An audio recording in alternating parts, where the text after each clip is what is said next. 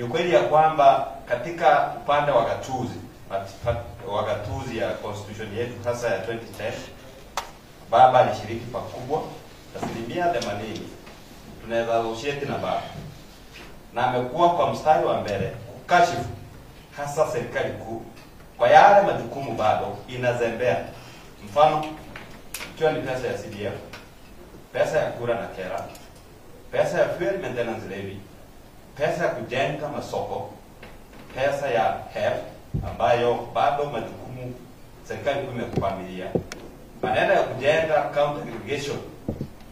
Hayo yote ni majukumu ambayo yameletwa chini ya county government kupitia schedule 4 of the constitution.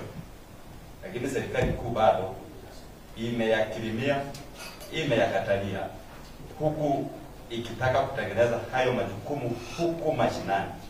Ili haya sisi sote tunajua haya ni majukumu ambayo yameletwa huku chini wa county.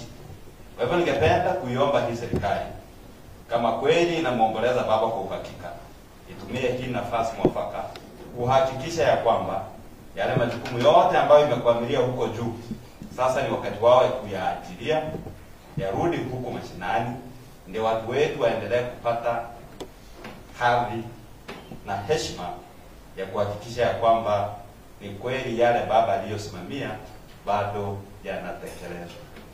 Sisi sote hasa assembly, ningependa kuwaomba pia, ni wakati wetu sasa mwafaka kuhakikisha ya kwamba yale matakwa, yale malengo na hasa majukumu yetu ambayo tumepewa kikatiba tuyaongee bila uoga, tutekeleze wajibu wetu kuhakikisha ya kwamba ile kazi tumepewa na wananchi na katiba yanatekelezwa. Ni jukumu letu kama wawakilishi wa watu kuhakikisha ya kwamba kwa muda wote ambao tutapata nafasi tuongee kwa niaba ya watu waliotutuma hapa.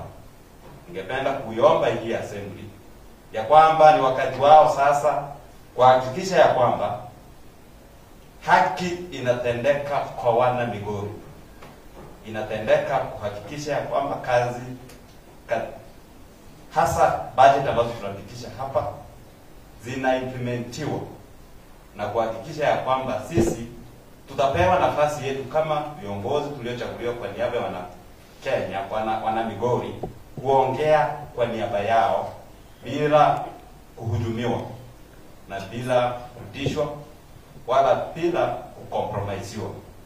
Kwa hivyo Mheshimiwa Kinara, namalizia nikisema ya kwamba saa sasa imefika na saa ni sasa.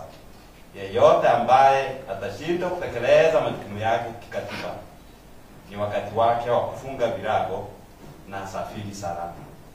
May the soul of Baba rest in peace.